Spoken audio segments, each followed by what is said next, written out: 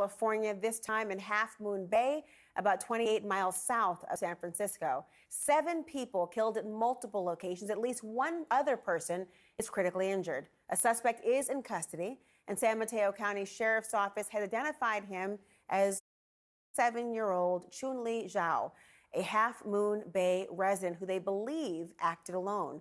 The motive is still unclear. I want to bring in CNN's Camila Bernal for the very latest. Camila, it's hard to believe we're talking about another shooting in California, this time in Half Moon Bay. What can you tell us?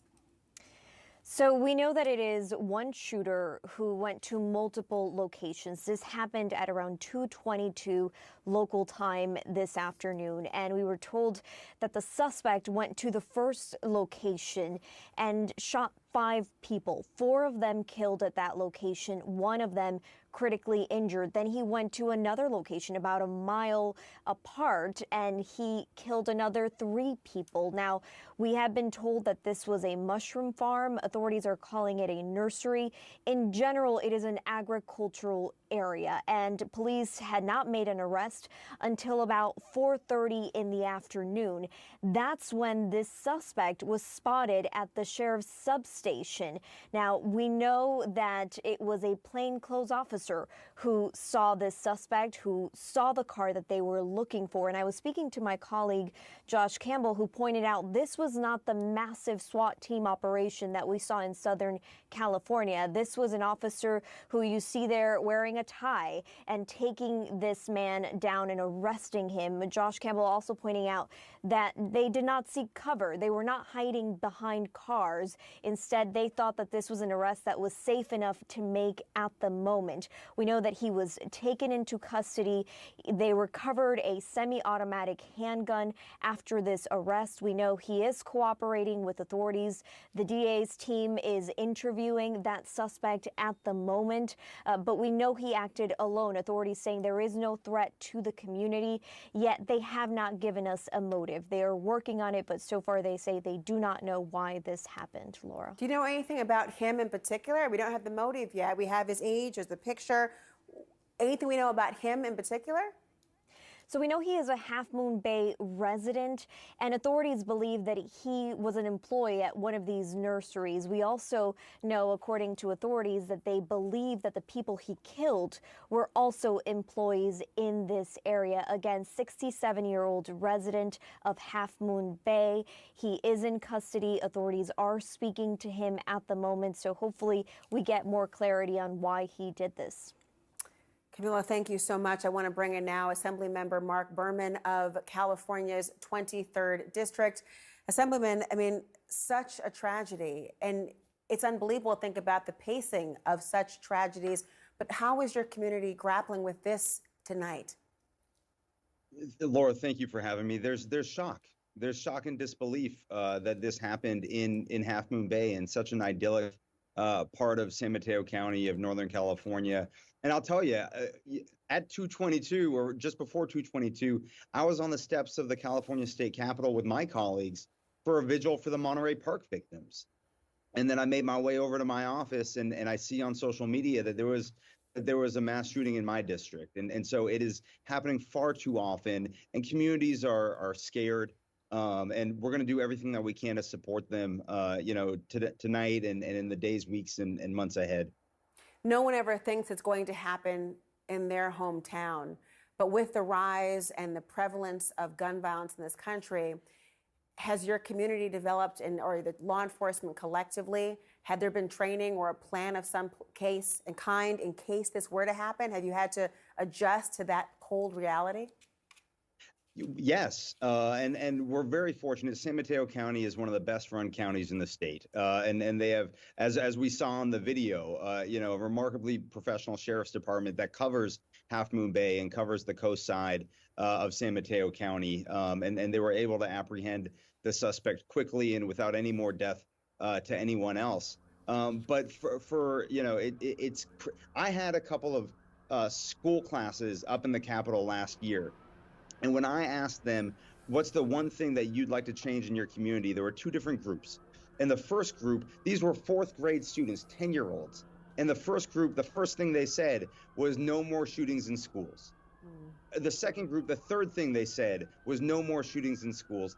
That I wasn't dreaming of that nightmare when I was a 10-year-old, and so it unfortunately has really permeated every aspect of society, and we need to do more to protect our communities.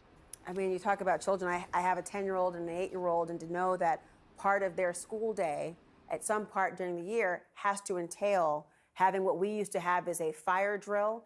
They have to have active shooter training or a kind of response. It really is unnerving, to say the very least. But there were also, I understand, children at the scene. This was not at a school. What do you know about the presence of children at this shooting scene? Yeah, it was farm worker housing, and there are we have a lot of farming and agriculture on the coast, and farm worker housing where the whole family lives, and one or two people of the family maybe work on the farm, but everyone else, including children, live there, and so it's tragic. It's tragic to think, and we're still learning details about the victims, but that we can only assume that mothers and fathers and sons and daughters were killed far too soon, and the fact that their own families were nearby just makes it that much worse. So it's really a senseless gun violence that we have in the United States that's so different from anywhere else in the country. Do you happen to know why they believe this was targeted? I know we don't have the motive or this precise motive, but any indication as to why they believe it was targeted? I don't know yet, to be honest. I'm sure that information will come out soon, but I don't know. We'll have to see what's happening as this all unfolds, Assemblyman. I mean, just the thinking about as you said, being on the Capitol, just honoring as a vigil the loss of life in another community, only to have it happen on your front door. Thank you so much tonight. We're thinking of your community. Thanks so much, Laura. I want to bring in former FBI Deputy Director Andrew McCabe, and retired LAPD Sergeant Cheryl Dorsey is with us here as well.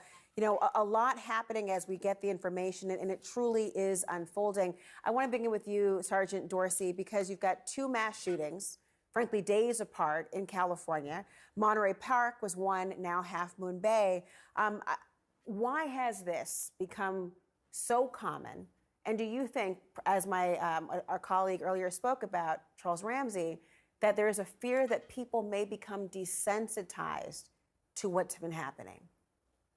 I think we're already there. And I wonder if in the instance of this shooting in Half Moon Bay, if this is like a copycat. I mean, obviously there was a lot of press about what happened here in Monterey, California. It was an Asian man who victimized other Asians, and now we have something very similar in Northern California. Is this someone who's been stewing and brewing and had angst over an issue and decided, you know what?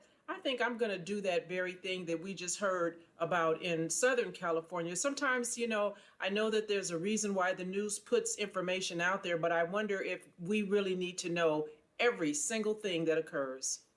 That's an important point. And our colleague of mine, Shan Wu, earlier was just speaking about this, Andrew, the idea of not immediately discounting the possibility of hate crimes simply because the person is of the same race of some of the victims. There could be the same type of animus, gender-wise or otherwise, race-wise and beyond, that can't be discounted. But to Sergeant Dorsey's point, the availability of information, the need for transparency, at least in the consuming, court of public opinion, do you think that can at times weigh against the ability to stop crimes like this? That's hard to say, Laura. It's totally understandable that communities are looking for answers to questions like what motivated this person to commit this horrible act. It's a way of understanding or assessing future danger. Is there something else out there that we should be worried about? We want to kind of be able to categorize these things in our own mind and kind of put them into a particular box in terms of the way that we understand them.